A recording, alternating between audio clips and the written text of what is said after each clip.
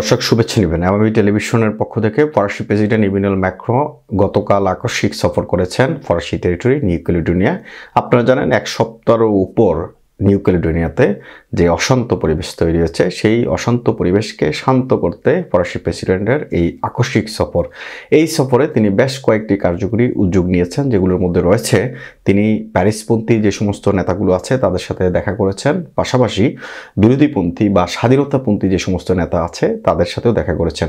তিনি যারা বিক্ষোভ করছেন, স্বাধীনতা চাচ্ছেন, তাদেরকে ঘরে ফিরে যাওয়ার আহ্বান জানিয়েছেন। পাশাপাশি যে সমস্ত ব্যারিকেড দিয়ে রাস্তায় অবরোধ তৈরি করা হচ্ছে, ব্যারিকেডগুলো ভেঙে দেওয়ার জন্য অনুরোধ করেছেন। এরপরেও তিনি আরেকটি বক্তব্য রেখেছেন, যেখানে তিনি বলছেন যে ভোটার তালিকা হালনাগাদ করার যে বিলটি দুই কক্ষেই পাশ হয়ে গেছে, এখন চূড়ান্ত অনুমোদনের অপেক্ষা রয়েছে। সেই বিলটি এখনই তিনি সেটিকে কার্যকরী করতে চান না, যার জন্যে তিনি একটি গণভোটেরও আহ্বান জানিয়েছেন। এর আগে মনে রাখতে হবে 3বার গণভোটে কিন্তু যারা স্বাধীনতাপন্থী তারা কিন্তু হেরে গিয়েছিল। তিনি আরেকটি গণভোটের আহ্বান জানিয়েছেন। এই প্রতিবেদনে জানাবো এই ফরাসি প্রেসিডেন্টের যে আকস্মিক সফর নিউ ক্যালিডোনিয়া, এই নিউ ক্যালিডোনিয়া সফরে তিনি কি কি কর্মকাণ্ড সম্পাদন করেছেন। লোমন্দের এই শিরোনামটি হচ্ছে, ম্যাক্রো বলেছেন যে তিনি প্রতিদ্বন্দ্বিতাপূর্ণ ভোটার সংস্কারের মাধ্যমে তিনি কোনো প্রকার বল প্রয়োগ করবেন না।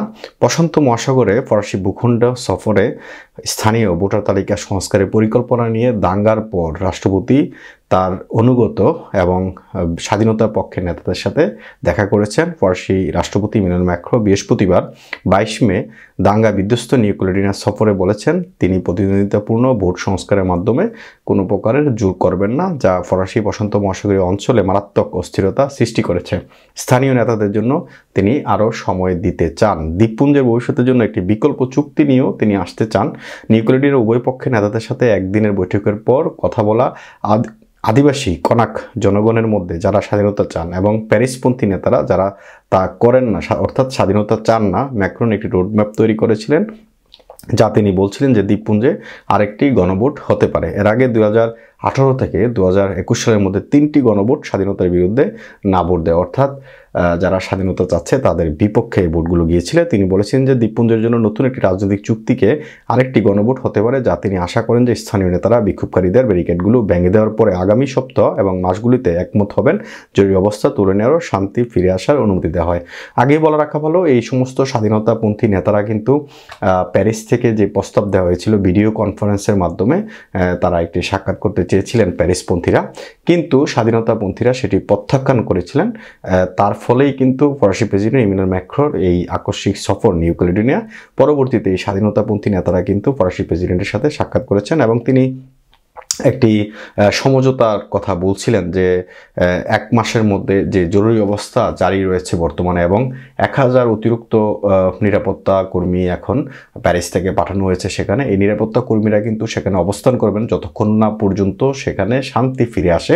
তো সুতরাং একটা নির্দিষ্ট মাস ব্যাপী একটা সুযোগ দেওয়া হয়েছে বা সময় দেওয়া হয়েছে যারা স্বাধীনতাপন্থী তাদেরকে, যে রাস্তা থেকে ব্যারিকেডগুলো ভেঙে ফেলার জন্য এবং নিউ ক্যালিডোনিয়া শান্তি ফিরে আসার জন্য যা যা প্রয়োজন তিনি আসলে তাই পদক্ষেপ গ্রহণ করেছেন।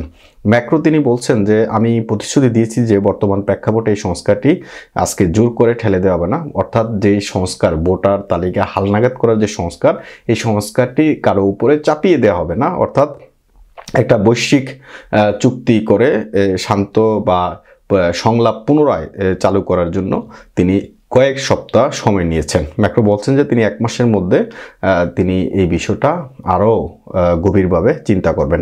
ভোটের সংস্কার ইতিমধ্যে প্যারিসের পার্লামেন্টের উভয় কক্ষ দ্বারা অনুমোদিত হয়েছে। পরবর্তী পদক্ষেপটি ছিল ভার্সাইতে উভয় হাউজের একটি যৌথ অধিবেশন, যাতে এটি বাস্তবায়নের জন্য ফ্রান্সের সংবিধানের পরিবর্তনগুলো পাশ করা হয়।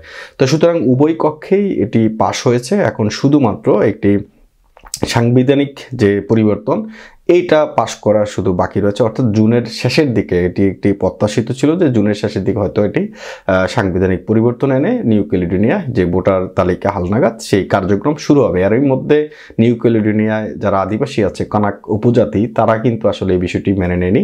এর আগেও 1980-র দশকে তারা স্বাধীনতা চেয়েছে, সেই আমল থেকে তারা এগুলো নিয়ে আসলে সংগ্রাম করেই চলছে এবং তাদের যেই এস্তেয়ার ছিল তারা স্বাধীনতা হওয়ার আগ পর্যন্ত তারা মাঠে থাকবে সেই ভূমিকায় ছিল। প্রেসিডেন্ট ইমানুয়েল ম্যাক্রো তিনি একটি ভূয়সী প্রশংসা করেছে। সেখানে যারা নিরাপত্তা কর্মী আছে, বিশেষ করে যারা চরমপন্থী কিংবা স্বাধীনতাপন্থী, তারা বিভিন্ন সরকারি বাসভবনে হামলা চালিয়েছে এবং বিশেষ করে বিমানবন্দরের পাশে যে পুলিশ স্টেশন রয়েছে সেই পুলিশ স্টেশনেও তারা হামলা চালিয়েছে। পুলিশরা সেই বিষয়টি খুবই তাৎক্ষণিকভাবে দমন করেছেন বা তাদেরকে মোকাবেলা করেছেন। এই বিষয়ে ম্যাক্রো এই পুলিশ প্রশাসনের ভূয়সী প্রশংসা করেন। মনে রাখতে হবে 2,70,000 জনসংখ্যার এই দ্বীপপুঞ্জ 1980 সালের পর থেকে সবচেয়ে গুরুতর সহিংসতার দিকে যাচ্ছে। বা ম্যাক্রোর এই সফরের শেষে যে ঘোষণাগুলো এসেছে, কানাক বা উপনিবেশধারীদের বংশধর বা অন্যান্য বসতি স্থাপনকারীদের মধ্যে স্বাধীনতার ইস্যুতে কয়েক দশকের যে উত্তেজনা ছিল কিছুটা নমনীয় হয়েছে, সেটা বোঝা যাচ্ছে।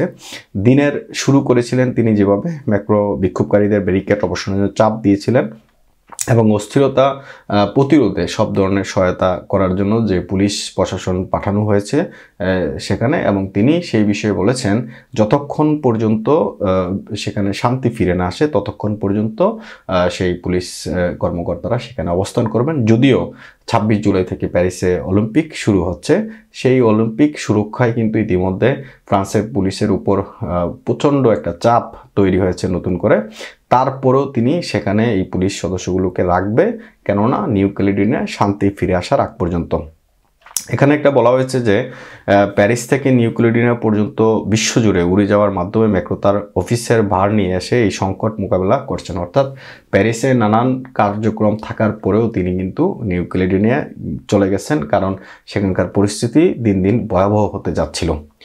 স্বাধীনতাপন্থী কানাক নেতারা যারা এক সপ্তাহ আগে ভিডিওর মাধ্যমে প্রেসিডেন্টের সাথে আলোচনার প্রস্তাব প্রত্যাখ্যান করেছিলেন, ফরাসি নেতা বা প্যারিসপন্থী নেতাদের সাথে আয়োজিত একটি বৈঠকে যোগ দিয়েছেন, যারা এর আগে নিষেধ করেছিলেন। অর্থাৎ প্যারিসপন্থী নেতাদের সাথে কোনো ধরনের ভিডিও কনফারেন্সে তারা যোগ দিবেন না। পরবর্তীতে ফরাসি প্রেসিডেন্টের সাথে কিন্তু তারা বৈঠক করেছেন। একটা কথা মনে রাখতে হবে, 1853 সালে সম্রাট নেপোলিয়ান এই যে দ্বীপপুঞ্জ রয়েছে নিউ ক্যালিডোনিয়া, তিনি এটাকে দখল করেন। তারপর থেকে এটা একটা ফরাসি অংশ বা ফরাসি স্বায়ত্তশাসনের আওতায় চলে আসে। তারপর থেকে কিন্তু এই ফরাসিরা এটাকে শাসন করে আসছে। ম্যাক্রো যখন তার দিনের কার্যক্রম শুরু করেন তখনই তিনি 2 জেন্ডারম্যান সহ যে 6 জন সর্বমোট নিহত হয়েছেন তাদের জন্য 1 মিনিট নীরবতা পালন করেন। তারপরে তিনি স্থানীয় নেতাদের শৃঙ্খলা পুনরুদ্ধারে সহায়তার জন্য তাদেরকে আহ্বান জানান। তিনি বলছিলেন যে পুলিশ ক্ষমতা বাড়ানোর জন্য 15 মে প্যারিস দ্বারা কমপক্ষে 12 দিনের জন্য যে জরুরি অবস্থা জারি করা হয়েছে তা প্রত্যাখ্যান এখনও করা হয়নি, এবং প্রত্যাখ্যান তখনই হবে যখন পরিবেশটা একটা শান্ত পরিবেশে ফিরে আসবে এবং এলাকাগুলো সুরক্ষায় চলে আসবে। তিনি বিক্ষুব্ধ যারা আছেন বা বিক্ষোভকারী যারা আছেন তাদের প্রতি অনুরোধ করেছেন ব্যারিকেডগুলো সরিয়ে ফেলার তিনি আহ্বানও জানিয়েছেন। তিনি বলছেন যে প্রত্যেকেরই দায়িত্ব এই ব্যারিকেডগুলো তুলে নেওয়া, এবং যেভাবে আক্রমণ করা হচ্ছে, গাড়ি পোড়ানো হচ্ছে, দোকানপাটে ভাঙচুর হচ্ছে, লুটপাট হচ্ছে, এগুলো বন্ধ করারও তিনি আহ্বান জানিয়েছেন এবং সবাইকে শান্ত হওয়ার অনুরোধ জানিয়েছেন।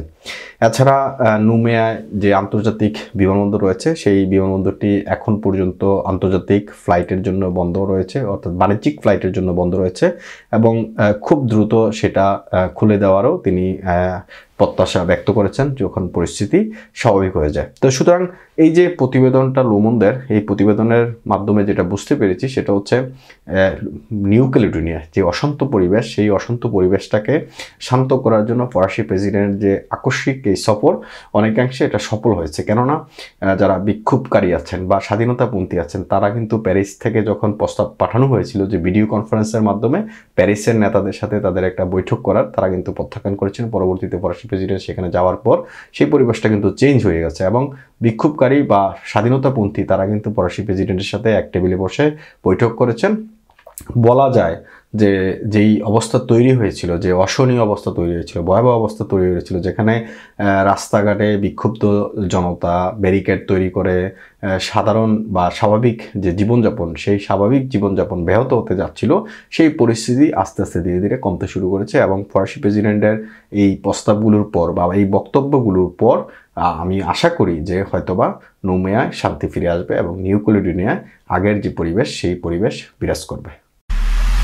MIB সংবাদ ও সংবাদ সংশ্লিষ্ট অনুষ্ঠান দেখতে ভিজিট করুন www.mibtelevision.tv ও facebook.com/mibtelevision.tv এবং সাবস্ক্রাইব করুন youtube.com/mibtelevision এ।